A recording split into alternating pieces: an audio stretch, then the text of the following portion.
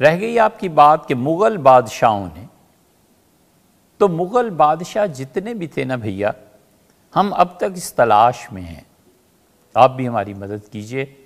فارسی کی جتنی ان کی تاریخیں لکھی گئی ہیں، عربی میں بھی کچھ چیزیں لکھی گئی ہیں، ان تواریخ میں کہیں نہ کہیں یہ ملے گا کہ ہندو اہل کتاب میں سے تھے یا نہیں تھے۔ کسی نے فتویٰ دیا ہوگا، انہوں نے ہندوؤں کو اہل کتاب میں سے مانا ہوگا، تب جا کر یہ شادیاں ہوئی ہوں۔ اب 3 چیزوں پہ غور کریں۔ یہ نہیں ہے کہ یہ لوگ اتنے بدتین تھے۔ بابر بادشاہ کی بیٹی نے بابر سے کہا، بابر بادشاہ سے، کہ میں قرآن پاک کی تفسیر پڑھنا چاہتی ہوں، تو انہوں نے ایک عالم دین مقرر کر دیے۔ تو بیٹی نے چند دن بعد عرض کیا کہ بہت لمبی تقریریں کرتے ہیں۔ انہوں نے دوسرے عالم دین مقرر کیے،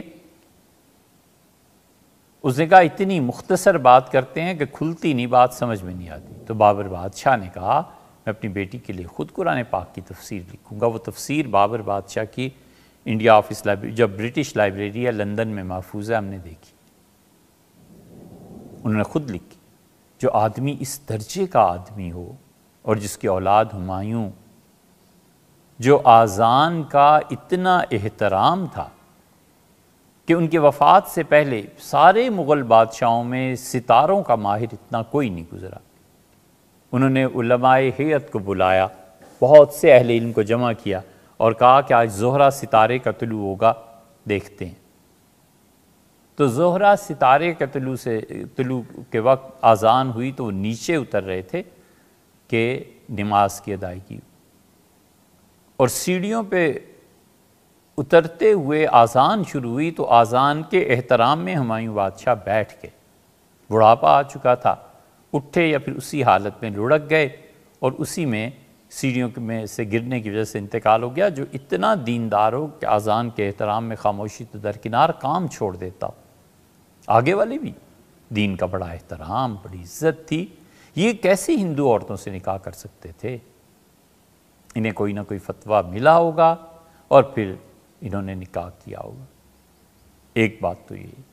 دوسرے، اورنگزیب عالمگیر رحمۃ اللہ علیہ جیسا آدمی، اتنا متدین اور اتنا فقیہ، جسے لوگوں نے، اہل نظر نے، بعض حضرات نے اپنی صدی کا مجدد شمار کیا ہے، اور جو فتاوی عالمگیری جیسی کتاب مرتب کرائے اور بڑے بڑے مفتی اس کے سامنے بیٹھتے ہوئے گھبرائیں، اور ایک کوئی چیز پڑھ رہے تھے تو انہوں نے بس صرف اتنا پوچھا کہ ان چیز یہ کیا ہے، تو مفتی صاحب کے چھکے چھوٹ گئے، معذرت کی کہ کل پھر آؤں گا۔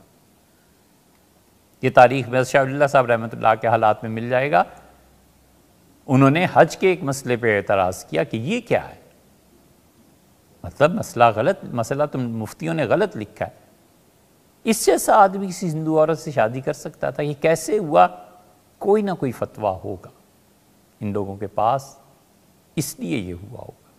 لیکن یہ ہمارا قیاس ہے، ہم تلاش میں ہیں کہ خدا کرے اب تو مطالعے کی اتنی رہی نہیں، لیکن آپ بھی مدد کیجئے، جو اسے سن رہے ہیں آپ پڑھیے، اور کہیں نہ کہیں یہ چیز آئے گی۔ یہ مغل بادشاہوں پہ ایک الزام ہے اور مسلمانوں پہ ایک الزام ہے۔ مغل بادشاہ تو بات کی بات ہے نا، مسلمانوں پہ ایک الزام ہے، اور چاہیے کہ ہم تاریخ میں اس کی جستجو کریں اور واضح موقف اختیار کریں کہ ان سب نے غلط کام کیا، بھئی یہ گناہ گار ہوئے، جو کچھ بھی ہوا سو ہوا، اللہ انہیں اور ہمیں معاف کرے۔ اور یہ واضح موقف آنا چاہیے کہ یہ تھا وہ جزیہ اور فلاں نے فتویٰ دیا تھا۔ اور تیسری بات یہ ہے کہ حضرت مرزا مظہر جان جانا رحمۃ اللہ علیہ، یہ بالکل آخری دور کے ہیں حضرت، یعنی حضرت مرزا مظہر جان جانا رحمۃ اللہ علیہ اور شاہ عالم بادشاہ دہلی آپس میں خالہ زاد تھے، اور حضرت مرزا مظہر جان جانا رحمۃ اللہ علیہ نے ہندوؤں کو اہل کتاب میں شمار کیا ہے۔ آپ ان کے خطوط دیکھیں، آپ حضرت رحمۃ اللہ علیہ کی اور تصریحات دیکھیں۔ حضرت مرزا مظہر جان جانا رحمۃ اللہ علیہ باقاعدہ فرماتے تھے کہ ہندو اہل کتاب میں سے۔ تو جب حضرت جیسے صوفی یہ بات کہیں گے، ان کے کسی مرید نے فرض کر لیجئے حضرت ہی پہ اعتبار کر کے اس نے نکاح کر لیا، تو اس نے کیا گناہ کی بات کی؟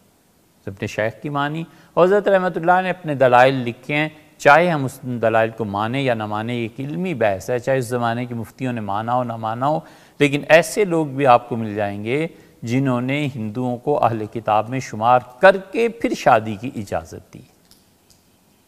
اب وہ ہندو اہل کتاب ہیں یا نہیں، یہ ایک مسئلہ الگ ہے، اور فتویٰ کس نے دیا تھا مغلوں کو، یہ بھی ایک مسئلہ الگ ہے۔ یہ دونوں چیزیں، یا ان میں سے خاص طور پہ جو تاریخ کی چیز ہے، یہ قابل تحقیق بھی ہے اور محتاج تحقیق بھی ہے۔